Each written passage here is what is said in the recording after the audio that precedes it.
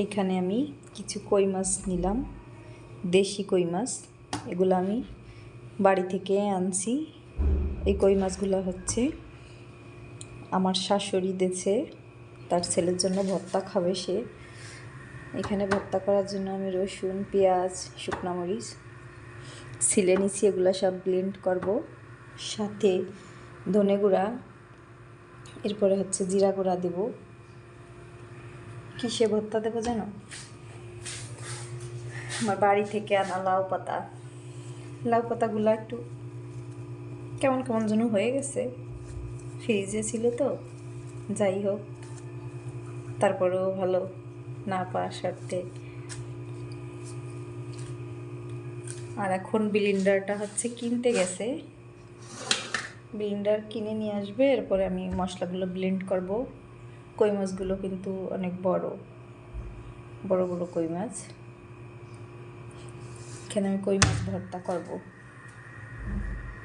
আর এখানে 15টা কই মাছ আছে।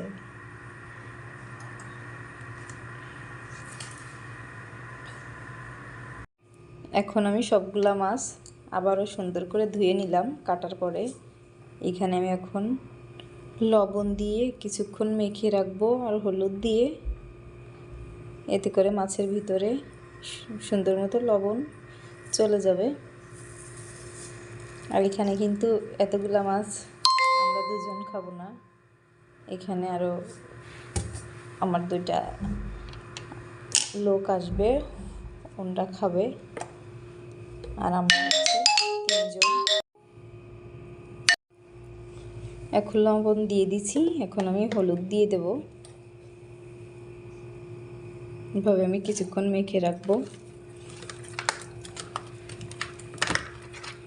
আর শুধু কই মাছ ভর্তা হবে না, আর বাড়ি থেকে আনা হাঁসের মাংস আছে, আরও একটা মাছ, ছোটো মাছের চচ্চড়ি আছে।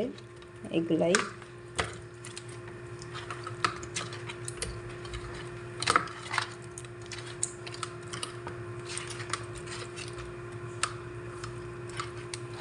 এইভাবে মাখানো থাকবে।